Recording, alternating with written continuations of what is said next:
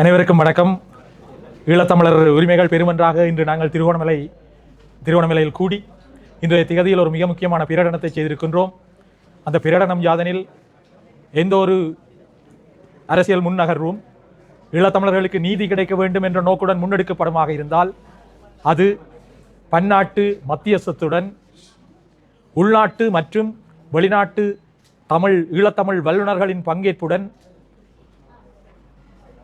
அவற்றிற்கு முன்னரான ஒரு உடன்பாட்டை கொண்டு வரக்கூடிய ஒரு குழுவாக அமைத்து அதனூடாக ஏற்படுத்தப்படுகின்ற உடன்பாட்டுக்கு அமைவாகவே அது எந்த ஒரு ஈழத்தமிழர்களுக்கான தீர்வாக இருந்தாலும் முன்னகர்த்தப்பட வேண்டும் என்பதையும் அவ்வாறு முன்னகர்த்தப்பட வேண்டும் என்ற இந்த கடப்பாட்டை ஈழத்தமிழ் மக்களின் தேர்ந்தெடுக்கப்பட்ட பிரதிநிதிகள் தங்களுடைய அரசியல் கடப்பாடாக கொண்டு முன்னகர வேண்டும் என்றும் இன்றைய தீர்மானத்தில் நாங்கள் வெளிப்படுத்தி இருக்கின்றோம்.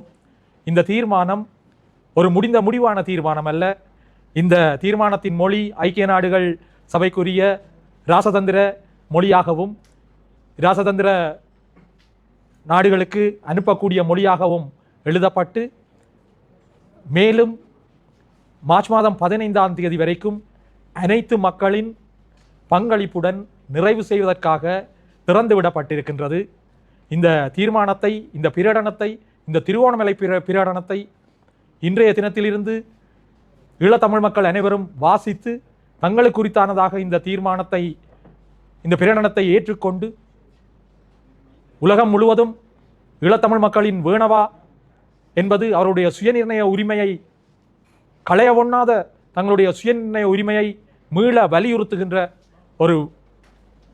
ஒரு பிரகடனமாக, அதனை எந்த விதத்திலும் சமரசத்துக்குட்படுத்தாத ஒரு விடயமாக முன்னகர்த்த இந்த பிரகடனத்தில் கையொப்பமிட்டு அனைவரும் இதை தங்களுடைய பிரகடனமாக ஈழத்தமிழ் உரிமைகள் பெருமன்றின் முயற்சியினூடாக வெளிக்கொண்டர வேண்டும் என்று கேட்டு உங்கள் அனைவருக்கும் இந்த பிரகடனத்தை நாங்கள் சமர்ப்பிக்கின்றோம். எதிர்வரும் 15ஆம் தேதி வரை அது திருத்தங்களுக்காக இருக்கும். மக்கள் இதனை வாசித்து உங்களுடைய திருத்த வேண்டியிருந்தால் அது தொடர்பாக எங்களுடன் தொடர்பு கொண்டு அந்த வலைத்தளத்தினூடாக tamilsassembly.org தொடர்பு கொள்வதனூடாக நீங்கள் விரும்புகின்ற திருத்தங்களை மேற்கொண்டு நிறைவு செய்து ஒரு முழுமொத்த பிரகடனமாக இந்த திருகோணமலை பிரகடனம் வெளிவருவதை உறுதிப்படுத்துமாறு உங்கள் அனைவரிடமும் நாங்கள் கேட்டுக்கொள்கின்றோம்.